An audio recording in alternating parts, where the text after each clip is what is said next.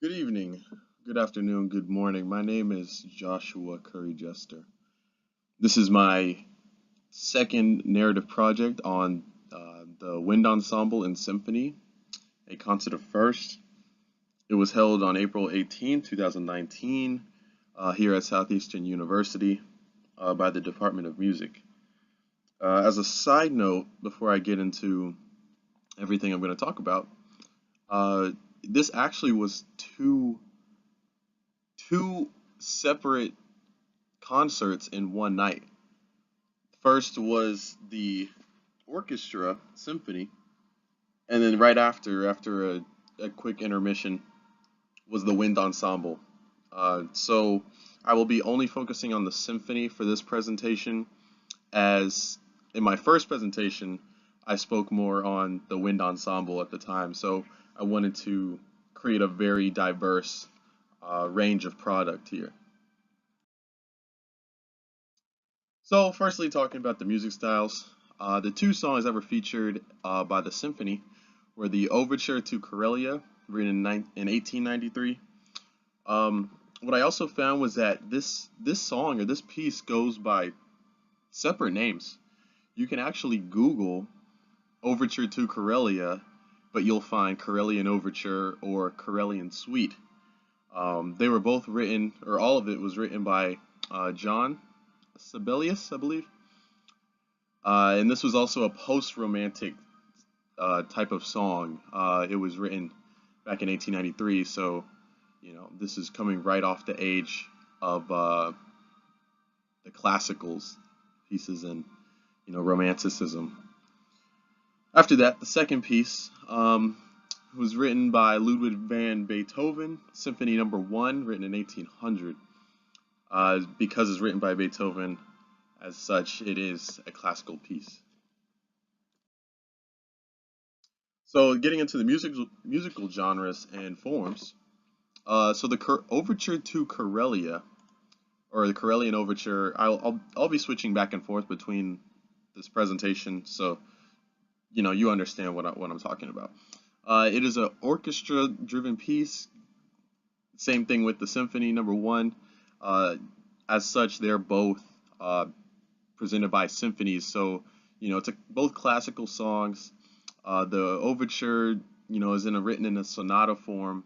Same with the symphony, and the complete music of the overture consists of the overture itself, eight tableaux, and then two intermezzi.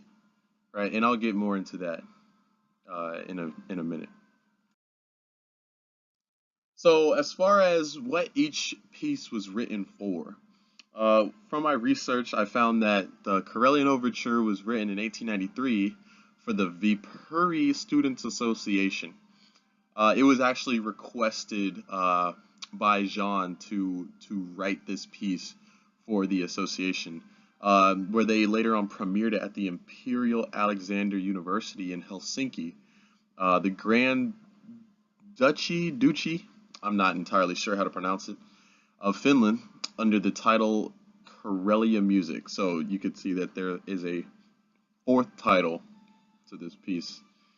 And the Symphony Number One was actually dedicated to Baron Gottfried van Swieten, a early patron of Beethoven. Um, he was more like a sponsor, kind of like a friend, a close mentor to him.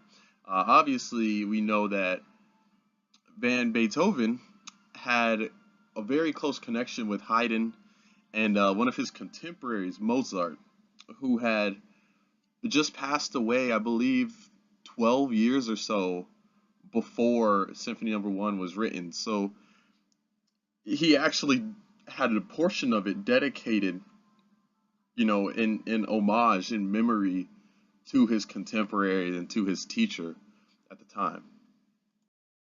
Following that up, we have the emotions, images, and ideas. So Corellian Overture is a very dominant marching piece, right? It's one of those songs that makes you think that you are a part of the military. Uh, its strong brasses create that military-like vibe, meaning if you've ever seen a movie or ever watched a marching band or a military band, with the drumming and such, walking in formation, it has that same vibe, which actually is really interesting because what I found is that marching songs or marching style symphony or orchestra pieces are actually like a subcategory of symphony music, right? So you can easily find military like marching songs if you search them up. So the symphony number one, I put it's difficult to explain because it really is. Even when I was sitting there in the concert listening to the those orchestra perform, I didn't realize how long the song was.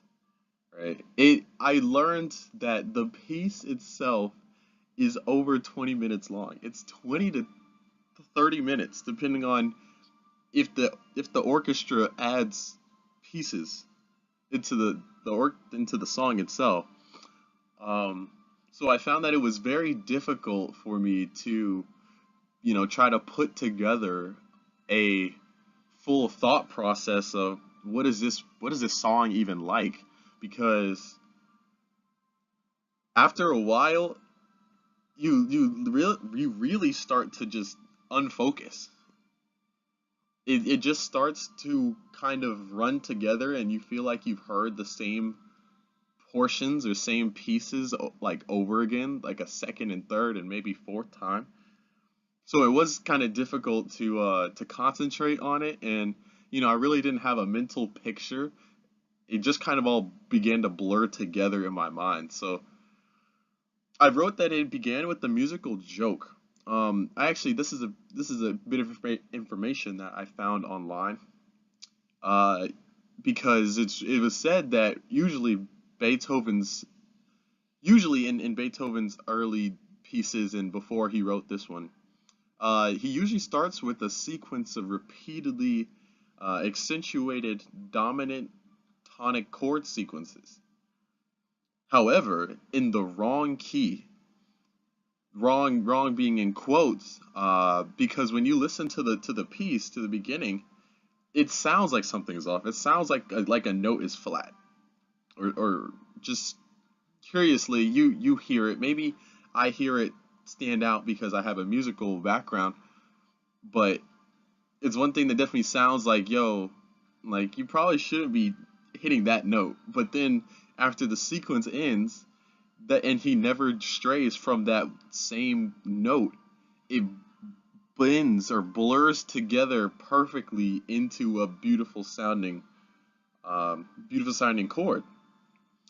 And so that leads away from the tonic, and that the listener only gradually realizes the real key of the symphony, which is what I said. It's a piece that sounds wrong, but it's not. And there's the joke. So memorable features in the Karelian Overture. As I stated just before, it's very easy to remember because of the marching-like quality. There also is a very loud brasses, so you'll hear the trombones loud and clear in the beginning. I believe they open the piece, right? So you know right away what the style of this song is. In the symphony, that's a combination. I put a combination of slow strings and woodwinds, basically meaning piano to forte. So you're starting with a very soft, slow portion, a line or two, a measure or two, and then it suddenly very quickly flows into forte, where it's very loud. And it kind of plays this back and forth kind of thing over and over again, which I really thought was interesting. So the musical themes, the Karelian Overture, as I said before, has intermezzo, a ballade, I believe, and alla Marcia. And so I have the definitions of those three portions here as the mezzo orchestra, intermezzo, the orchestra portraying the atmosphere of marching contingents. So as I said, it is a very marching style song, and as such. The ballade reflects the mood of a 15th century Swedish king, Karl Knutsson, reminiscing in his castle whilst being entertained by a minstrel. Lastly, the Alla Marcia, which was originally incidental to Tableau 5.5 and is practically the same as the original music except for some minor chord changes. Going into the Symphony Number 1, there are four movements: Adagio molto to Allegro con brio, which means very slowly with great expression, and then fast, quickly, and bright with spirit and vigor. Andante cantibile con moto, which means at a walking pace in a singing style with movement. So you see, that's like a singing portion of the song. Minuetto allegro molto vivace, which means social dance, very fast, quickly and bright, very lively and bright. So, as you can tell, the song is it's fast at this point, and it wants people to move. And the part before that, it was to sing. Lastly, Adagio allegro molto vivace, which means slowly with great expression, very fast, quickly, bright, very lively and bright. So once again, they're finishing the song in that moving pace. We want you to be on your feet and to keep dancing.